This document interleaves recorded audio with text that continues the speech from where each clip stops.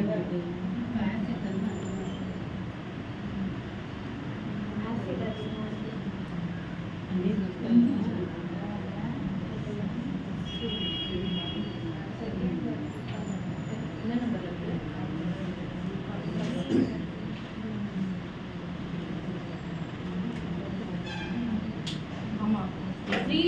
Number 3ல தான் காமிக்குது. Number 3ல காமிக்கிறதுல இது என்ன தன்மையை காமிக்குது சொல்லுங்க.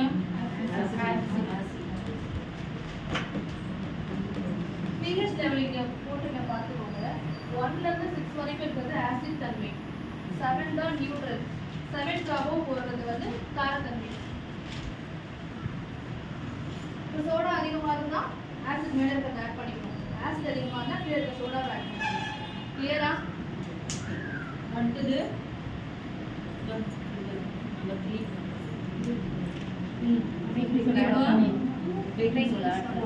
இப்போ G salt 7 இன்னும் வரலல்ல.